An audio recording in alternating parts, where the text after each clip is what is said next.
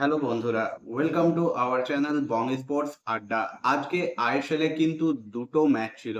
প্রথম ম্যাচে মুখোমুখি হয়েছিল চেন্নাইন এফসি এবং উড়িষ্যা এফসি, যেখানে চেন্নাইন এফসি পিছিয়ে থেকেও কিন্তু দুর্দান্ত একটা জয় ছিনিয়ে নিয়েছে উড়িষ্যা এফসির বিরুদ্ধে। 3-2 গোলে উড়িষ্যা এফসিকে হারিয়ে এবারের আইএসএল এ অভিযান শুরু করলো চেন্নাইন এফসি। অন্যদিকে আজ কিন্তু 7:30 থেকে ম্যাচ ছিল ইস্টবেঙ্গলের বেঙ্গালুরু এফসির বিরুদ্ধে।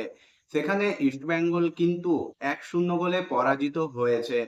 প্রথমার্ধেই ভিনিত ভেঙ্কটেশের গোলে কিন্তু এগিয়ে যায় বেঙ্গালুরু এফসি।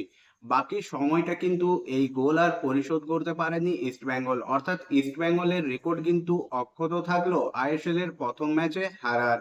এই ম্যাচে কিন্তু বেশ কয়েকটা সুযোগ পেয়েছিল ইস্টবেঙ্গল, তবে সেই সুযোগ থেকে কিন্তু গোল করতে পারেনি লাল হলুদ বাহিনী। এরপর চলে আসবো পরবর্তী আপডেটে। পরবর্তী আপডেটটা মোহামেডান স্পোর্টিং ক্লাবকে নিয়ে। আর মাত্র একটা দিনের ব্যবধান, তারপরেই কিন্তু নিজেদের আইএসএল ডেবিউট করবে সাদা কালো বাহিনী। তার কিন্তু টিকিট বিক্রি শুরু হয়ে গেছে অফলাইনে আজ থেকেই। যারা টিকিট নিতে চাও তারা কিন্তু কিশোর ভারতী ক্রীড়াঙ্গনের কাউন্টার থেকে টিকিট সংগ্রহ করতে পারো। অনলাইন টিকিটকেও কিন্তু ফিজিক্যালে রূপান্তর করতে হবে এবং সেটার জন্যও কিন্তু তোমাদের যেতে হবে কিশোর ভারতী স্টেডিয়ামের দুটো কাউন্টারে। এরপর তোমাদের সঙ্গে যে আপডেটটা শেয়ার করে নেব সেটা হলো মোহামেডান স্পোর্টিং ক্লাব সিএফএল এর সুপার সিক্সের আরো একটা গুরুত্বপূর্ণ ম্যাচে কালকে নামতে চলেছে কলকাতা কাস্টমসের বিরুদ্ধে।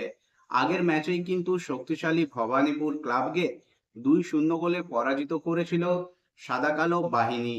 এরপর আরো একটা ম্যাচ কালকে তারা খেলবে কাস্টমসের বিরুদ্ধে, যারা কিন্তু নিজেদের গ্রুপ পর্যায়ে তৃতীয় স্থানে শেষ করেছিল 12 ম্যাচে 24 পয়েন্ট নিয়ে ইস্টবেঙ্গল এবং ভবানীপুর ক্লাবের নিচে। অন্যদিকে মোহামেডান স্পোর্টিং ক্লাবও কিন্তু নিজেদের গ্রুপে তৃতীয় স্থানে শেষ করেছিল। সেখানে তারা ডায়মন্ড হারবার এফসি এবং সুরুচি সংঘের নিচে শেষ করেছিল। দুটো দলেই অর্থাৎ তৃতীয় স্থানে শেষ করে সুপার সিক্সে পৌঁছেছে। কাস্টমস কিন্তু লাস্ট ম্যাচে ইস্টবেঙ্গলের বিরুদ্ধে 1 গোলে এগিয়ে থেকেও 4-1 গোলে পরাজিত হয়েছে, যেখানে শক্তিশালী ভবানীপুর ক্লাবকে কিন্তু মোহামেডান স্পোর্টিং ক্লাব 2-0 গোলে পরাজিত করেছে। অর্থাৎ আত্মবিশ্বাসে ভরপুর মোহামেডান স্পোর্টিং ক্লাব কালকে নামতে চলেছে কলকাতা কাস্টমসের বিরুদ্ধে। সুপার সিক্সের এই লড়াই কিন্তু জমজমাট হবে। কাস্টমসও কিন্তু গত ম্যাচে হারের পর এই ম্যাচেই ঘুরে দাঁড়াতে চাইবে এবং তারা যথেষ্ট মরিয়া লড়াই দেবে মোহামেডানের বিরুদ্ধে। তবে মোহামেডান স্পোর্টিং ক্লাব লাস্ট ম্যাচে যে ফুটবলটা খেলেছে, যদি সেই ফুটবলটা তারা ধরে রাখতে পারে তবে কিন্তু কাস্টমসের বিরুদ্ধেও জয় তুলে নিতে পারবে হাকিমের ছেলেরা। মোহামেডান স্পোর্টিং ক্লাবের এই সিজনের যেটা সব থেকে বড় অসুবিধা দেখা দিয়েছে পুরো সিএফএল জুড়ে, সেটা হলো ধারাবাহিকতার অভাব। আশা করা যায় সুপার সিক্সে সেই ধারাবাহিকতার অভাব আর দেখা দেবে না। তবে যাই হোক, এই মুহূর্তে কিন্তু সিএফএল এর সুপার সিক্সে যে 6টা দল রয়েছে তাদের মধ্যে চ্যাম্পিয়নশিপের দৌড়ে রয়েছে দুটো দল, ইস্ট বেঙ্গল এবং ডায়মন্ড হারবার এফসি।